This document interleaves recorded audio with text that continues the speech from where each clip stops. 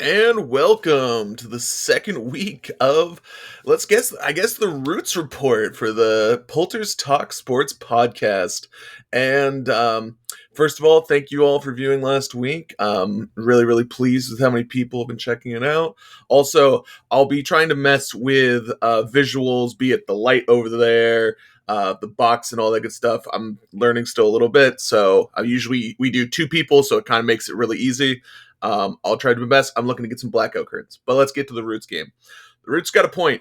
Roots got a point. Roots got a point. The zero is gone. The big zero, it's gone.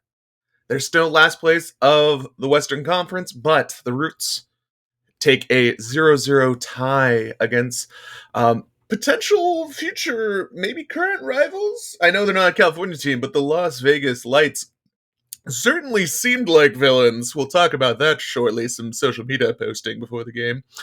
But overall, much improved for the Roots. Talking to them post-game, both Coach Glinton and Captain Tyler Gibson were very, very adamant about defense. And coming into this game, they had a league worst 9 goals allowed in 3 games and big old clean sheet.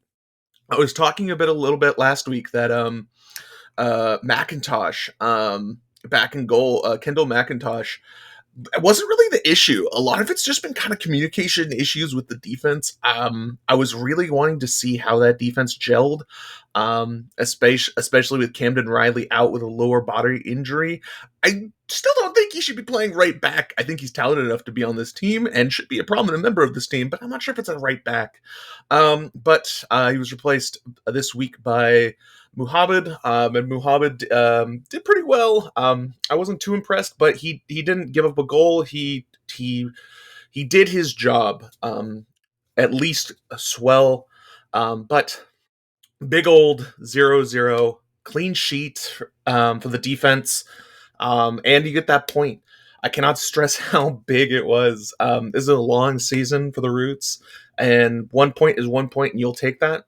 I know there's some grumbling on social media about the offense, which we're going to get to quite shortly. But overall, you can't really complain about point. Like, they should have won this game. We'll get to the offside taken back goal and probably a little tiny bit here. But my biggest thing coming in today is they had to come away with a point, at least a point. You would have loved 3. Absolutely would have adored 3, especially because I don't think Las Vegas is very good.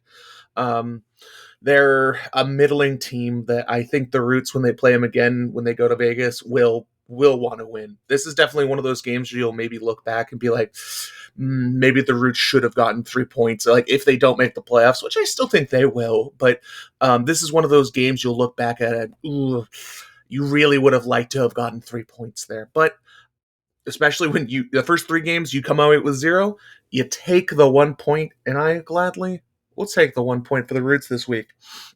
So, defense was a lot better, though I will say both teams were a little timid. It definitely seemed like one of those games where neither team, after a certain point, I'd say probably about the 55th, 60th minute, that neither team was wanting to lose the game rather than they wanted to win the game. They really both wanted to get that point. It kind of came across. There was no... the last few games, the Roots have given up these awful counterattacks, which comes with the style of play they're playing. But they weren't strong enough to be able to just outlast that level of play, and they got destroyed by some just more competent strikers from other teams, which... If we look at the teams they've played, last week, San Antonio FC, top of the table. Week before that, Monterey Bay, second in the West. So maybe they just played the top teams in the Western Conference the first couple of weeks, outside, of course, Orange County, which seems to have taken a step back, though they did also play against Monterey Bay. So I think they'll be a playoff team, Orange County. So overall, not too shabby. The big things coming into the game, I put 4 storylines that I was kind of looking for. Sorry for the brightness of my screen, but number 1 was, is this tonight the first points of the season for the Roots. It was. Good job. 10 out of 10. Um, the second thing was the return of the striker star.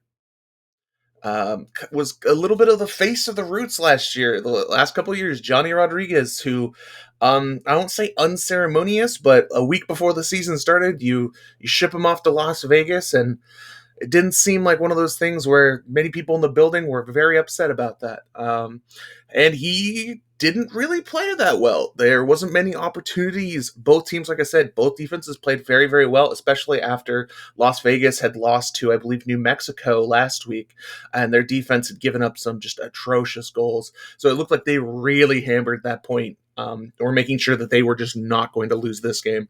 But Johnny Rodriguez, very quiet night. I kind of wanted to put out before the game. I thought he was going to get a goal. It kind of in my gut, like that may just be my sports writer sense.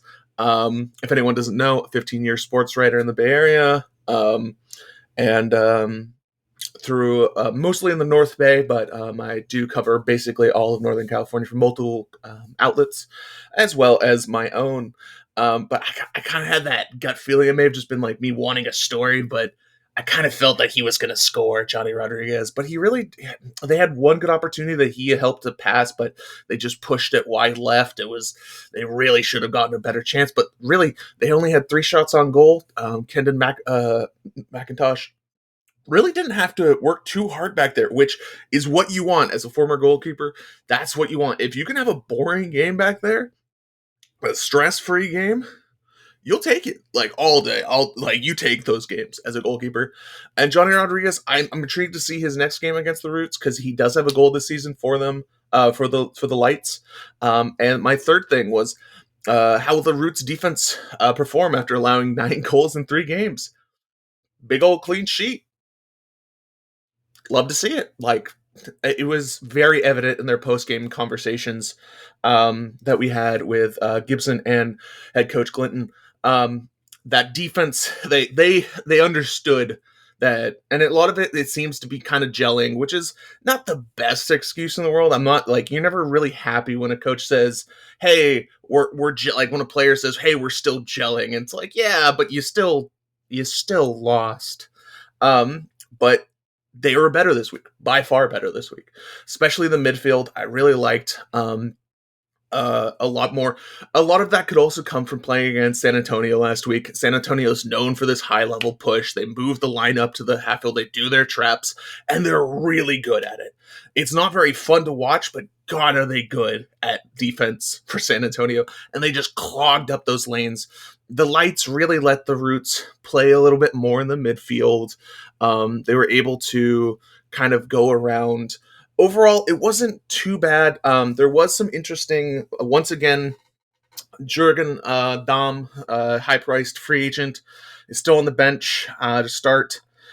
Came in kind of as somewhat attacking midfielder, kind of the center role up there, up top, instead of his normal kind of wings role. That we talked to Glinton afterwards, and he kind of said that he can play wherever. Like, he also played right back in some certain spots. So, like, he's very versatile. They're still going, saying he still needs more stamina training and stuff, just because he had a late start because of visa issues and a whole bunch of things. So he may be one of those things where we have to have low expectations until halfway through the season for him, which is not great. You're not really happy when your top international signing is slow to start.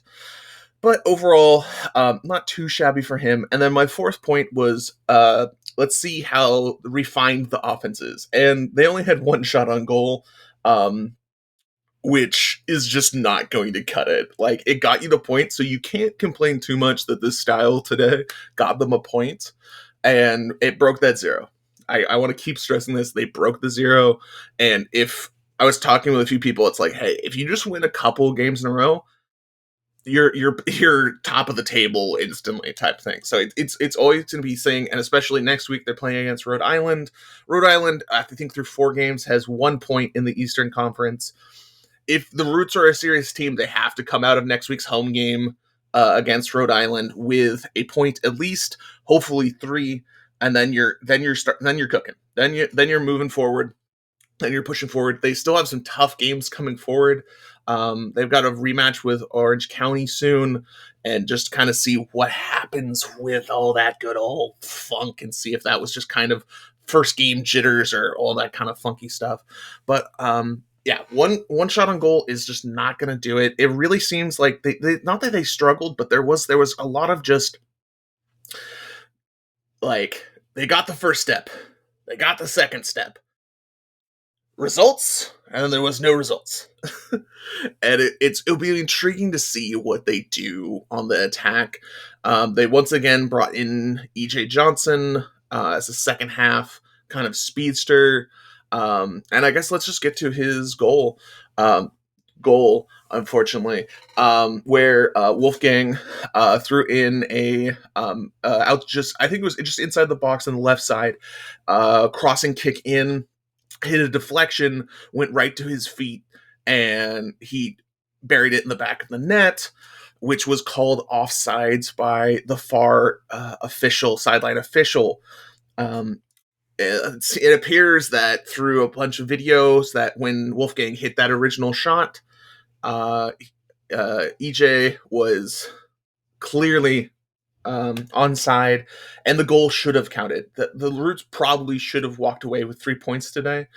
Glinton was talking after the game that just the level of reffing at the end there was kind of unacceptable. I didn't fully agree with a couple of. There was Dom could have gotten a penalty kick, but I think earlier in the game, a lot of the Roots strikers were a little light to the ground, let's just say, and I think the refs especially didn't really give them the benefit of doubt after that for the rest of the game. So even if it may have been a legitimate foul, I think they kind of got the treatment, which is for me it's understandable as a ref, like where you're not going to reward that level of stuff, even though you should be impartial.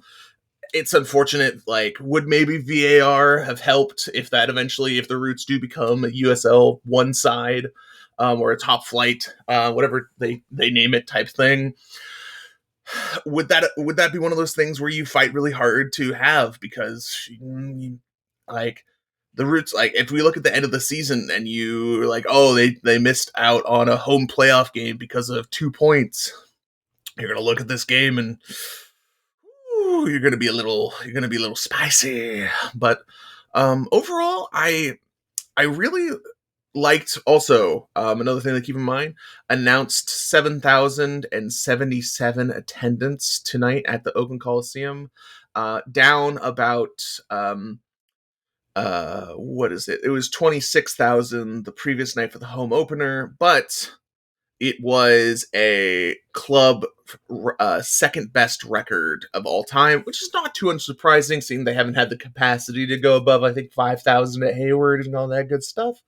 But still, and I'm fully expecting in the future weeks, especially the Sacramento Republic's game is going to probably crush that number and replace it very quickly. But overall, great. I love the fans, even though it wasn't a big number. Well, 7,000 is still a pretty big number for local soccer. But the rooting section down there was passionate the entire game. The fans were in it. The fans that want to be there are going crazy, and that's huge. I think this is still going to grow, and I'm really excited to see what they've got. Overall, let's kind of look towards, let me type over here, sorry for typity tabs. But we've got their future schedule.